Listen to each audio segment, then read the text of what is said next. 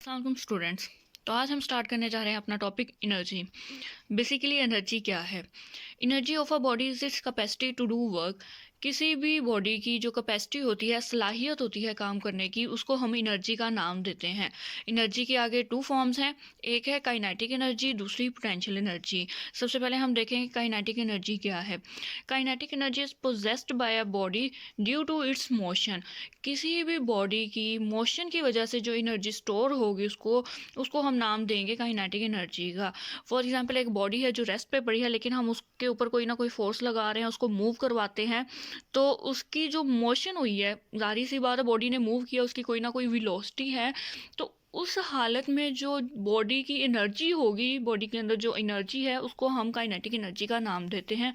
और kinetic energy किसके equal है? Half mv²।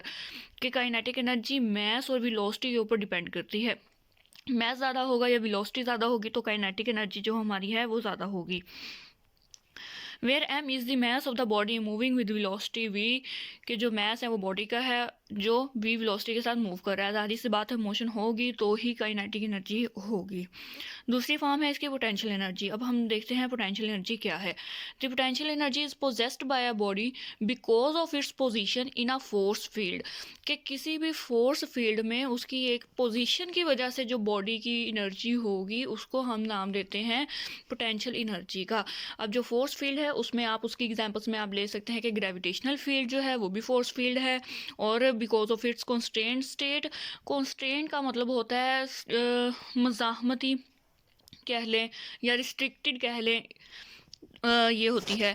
या आप इसकी फोर्स फील्ड की एग्जांपल में आप स्प्रिंग फोर्स जो है वो भी आपकी एक कॉन्स्टेंट फोर्स ही होती है। तो यहाँ पे कहा है the potential energy is possessed by a body because of its position in a force field. कि किसी भी फील्ड में जहाँ पे फोर्स लग रही हो किसी भी बॉडी पे, तो उसकी पोजीशन की वजह से जो बॉडी के अंदर एनर्जी स्टोर होगी, या बॉडी की जो अपनी एनर्जी होगी उसकी हाइट की वजह से, उसकी पोजीशन की वजह से, तो उसको हम पोटेंशियल एनर्जी का नाम देते हैं। आप ये कह लें कि कोई भी एक पत्थर है, उसको हमने सबसे पहले ज़मीन पे रखा है, उसकी एनर्जी ज़ीरो है, लेकिन जैसे ही हम उसको एक हाइट तक लेके जा रहे हैं तो इस सूरत में जो हमारी फोर्स फील्ड है वो ग्रेविटी है। कि ग्रेविटी में, ग्रेविटेशनल फोर्स में हम उसको ऊपर तक मूव कर रहे हैं, एक स्पेसिफिक हाइट तक मूव किया है, तो उसके अंदर जो एनर्जी स्टोर हुई है इस सूरत में वो हमारी पोटेंशियल एनर्जी कहलाएगी। The potential energy due to gravitational field near the surface of earth at a height h is given by the formula। कि कोई भी एक ऑब्जेक्ट है जिसको हमने ग्रेविटेशनल फील्ड में मूव करवाया है और एक हाइट h तक लेके गए हैं, उसके लिए पोटेंशियल एनर्जी जो होती है वो हमारी mgh होगी। This is called gravitational potential energy. इसको हम देंगे नाम ग्रेविटेशनल पोटेंशियल एनर्जी का, क्योंकि हमने इसके लिए फोर्स फील्ड जो ली है वो ग्रेविटी ली है, इसी लिहाज से इसका नाम ग्रेविटेशनल पोटेंशियल एनर्जी हो गया। The gravitational potential energy is always determined relative to some arbitrary position which is assigned the value of zero potential energy। ये कहा गया है कि जो हमारी ग्रेविटेशनल पोटेंशियल एनर्जी होती है इसको हम किसी ख़ास पॉइंट से या किसी ख़ास ऑर्बिट्रेरी पोजीशन, किसी भी आज़ादाना कह लें, किसी भी एक ख़ास पोजीशन पे हम उसके रेफरेंस से हम उसको मैयर करते हैं पोटेंशियल एनर्जी को। जैसे आप कह लें जो ज़मीन की सरफेस है इसके ऊपर कोई ऑब्जेक्ट पड़ा है, तो यहाँ पे हमारी जो पोटेंशियल एनर्जी होती है वो ज़ीरो होगी। पोटेंशियल एनर्जी क्यों ज़ीरो होगी? वो इसीलिए ज़ीरो होगी कि ज़ाहिर सी बात है उसकी एक तो हाइट ज़ीरो है। जैसे ही हम उसको एक ख़ास पोजीशन पे मेजर करना चाह रहे हैं, ख़ास पोजीशन पे है, r डिस्टेंस पे है, h हाइट पे है, तो वो हमारा वो वाला पॉइंट होगा जहाँ पे हमने उसकी पोटेंशियल एनर्जी जो है वो फाइंड करनी है। यही बात इन्होंने यहाँ पे कही है। The gravitation potential energy is always determined relative to some arbitrary position. कि हम किसी आर्बिट्रेरी पोजीशन के रेफरेंस से ग्रेविटेशनल पोटेंशियल एनर्जी फाइंड करेंगे, लेकिन जो हमने पोजीशन ली है आर्बिट्रेरी पोजीशन, हम ये कहेंगे कि उस पोजीशन पे जो बॉडी की ग्रेविटेशनल पोटेंशियल एनर्जी है वो हमेशा ज़ीरो ही होगी। और वो ज़ीरो सिर्फ कब होगी? या तो ऑब्जेक्ट ज़मीन के ऊपर पड़ा हो या फिर इन्फिनिटी डिस्टेंस पे हो। कि ज़ाहिर सी बात है इन्फिनिटी पे भी जो हमारी फोर्स ऑफ ग्रेविटी होती है वो ज़ीरो होगी। वो ज़ीरो क्यों होगी? F is equal to G m1m2/r² है। r हमारा इन्फिनिटी हो जाएगा तो 1/इन्फिनिटी ज़ीरो के इक्वल होती है। This is called gravitational potential energy. The gravitational potential energy is always determined relative to some arbitrary position which is assigned the value of zero potential energy. कि zero potential energy के reference से हम लेंगे और ये हमारी arbitrary position पे हम लेंगे इन द प्रेजेंट केस कि जहाँ पे हमने कहा था कि ग्रेविटेशनल फील्ड में ऑब्जेक्ट है उसको हमने एच तक लेके गए हैं, हाइट तक, उस सूरत में हमारी जो पोटेंशियल एनर्जी है वो mgh है। तो इस सूरत में उसने कहा है जो इसका रेफरेंस लेवल होगा, जो ऑर्बिटरी पोजीशन हमने इसकी लेनी है वो होगी is the surface of the earth, के वो ज़मीन की सरफेस होगी as position of zero potential energy, क्योंकि जाहिर सी बात है वहाँ पे जो पोटेंशियल एनर्जी है वो ज़ीरो होगी हमारी, क्योंकि एच हमारा ज़ीरो हो जाएगा।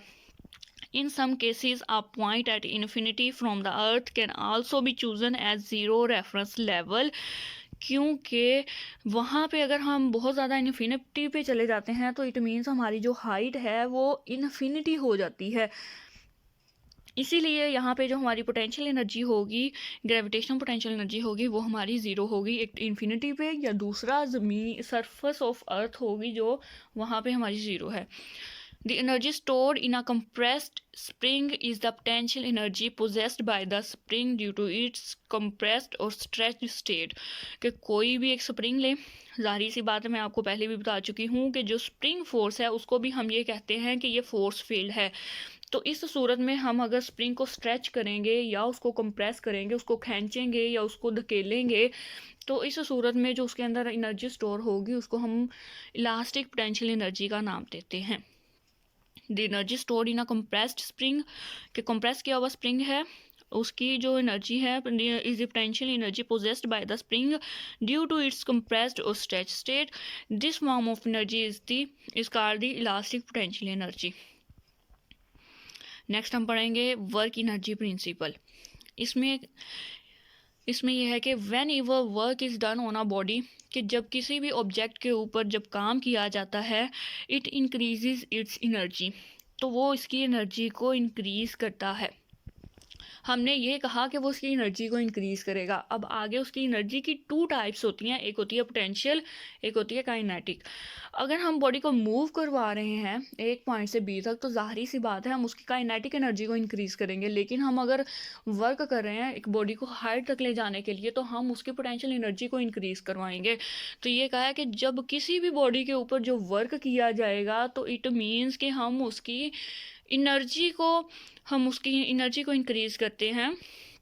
For example a body of mass M is moving with velocity V, कि फॉर एग्जाम्पल कोई भी एक ऑब्जेक्ट है या कोई भी एक बॉडी है जिसका मैस एम है उसको हम वी वेलोसिटी के साथ मूव करवा रहे हैं, वी आई जो उसकी इनिशियल वेलोसिटी है। A force F acting through a distance D, क्योंकि एक फोर्स लगाई है हमने एक डिस्टेंस डी तक जिसके नतीजे में बॉडी ने मूव किया है।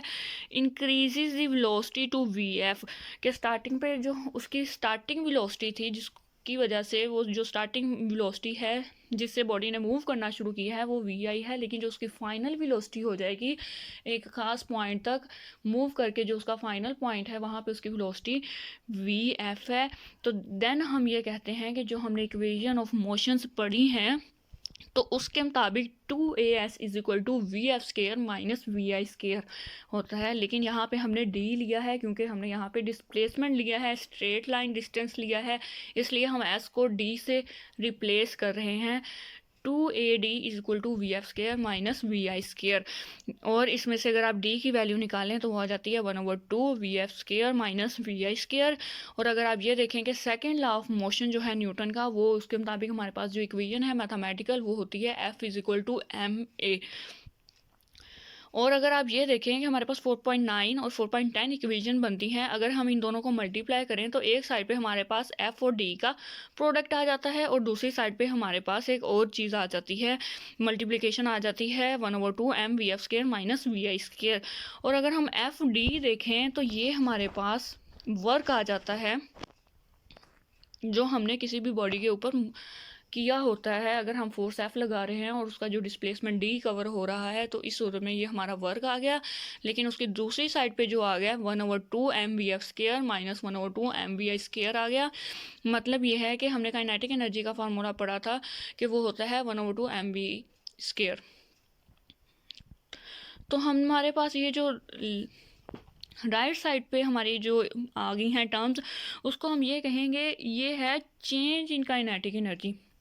फाइनल माइनस इनिशियल, मतलब कि चेंज है काइनेटिक एनर्जी का जो हमारी राइट साइड पे है। लेकिन अगर हम लेफ्ट साइड पे देखें तो वो हमारे पास वर्क आ जाता है किसी भी बॉडी के ऊपर जो हमने किया, और बॉडी डिस्प्लेस हुई है एक डिस्टेंस से, एक पॉइंट से दूसरे पॉइंट तक बॉडी ने मूव किया, उसके ऊपर वर्क हुआ, लेकिन उसकी जो पोजीशन चेंज हुई है बॉडी की, उसकी वजह से जो काइनेटिक एनर्जी उसके अंदर हुई है, और उस काइनेटिक एनर्जी का अगर हम चेंज लेते हैं तो हम ये देखेंगे कि वो वर्क डन के इक्वल आता है।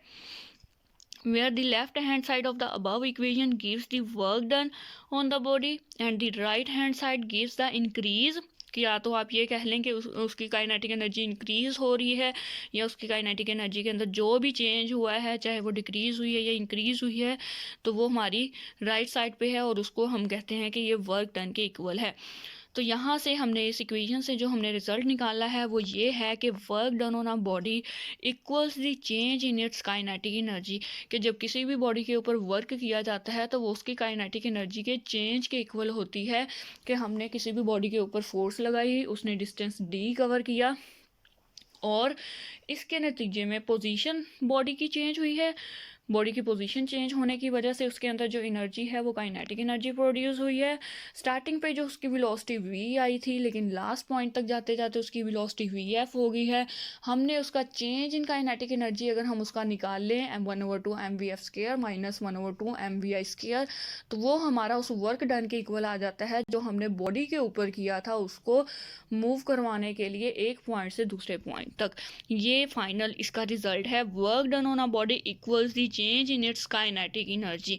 This is known as the work energy principle, कि ये जो हमारा रिजल्ट है इसको हम कहते हैं कि ये हमारा वर्क एनर्जी प्रिंसिपल है। If a body is raised up from the earth surface, कि अगर कोई भी ऑब्जेक्ट है जिसको हम ज़मीन की सरफेस से ऊपर को मूव करवाना शुरू करें, मतलब उसको एक हाइट तक लेके जाएं, then the work done changes the gravitational potential energy. तो जाहिर सी बात है इस सूरत में जो हम चेंज उसके अंदर ला रहे हैं वो हाइट में चेंज उसका ला रहे हैं, कि हम पहले उसकी हाइट 0 थी, उसके बाद हम उसको आहिस्ता आहिस्ता उसकी हाइट इंक्रीज हुई है। इट मीन्स कि हमने उसकी पोटेंशियल एनर्जी को हाई किया है, या उसकी चेंज इन पोटेंशियल एनर्जी हुआ है जब हमने एक ऑब्जेक्ट को मूव किया है ज़मीन की सरफेस से एक हाइट तक। तो इस सूरत में जो हमारा वर्क डन होगा वो change in it's potential energy होगा। If a body is raised up from the earth's surface, the work done changes the gravitational potential energy. Similarly, if a spring is compressed, इसी तरह अगर हम किसी भी spring को कंप्रेस करते हैं, the work done on it equals the increase in its elastic potential energy। कि जाहिर सी बात है अगर स्प्रिंग की अगर आप बात करेंगे तो आप ये कहेंगे कि जो उसकी इलास्टिक पोटेंशियल एनर्जी उसके अंदर होगी उसका चेंज वर्क डन के इक्वल होगा। लेकिन अगर आप उसको हाइट तक लेके जा रहे हैं, बॉडी को ग्रेविटेशनल फील्ड में उसको मूव करवा रहे हैं, तो इट मीन्स आपका जो वर्क डन होगा वो change in it's potential energy हो जाएगा।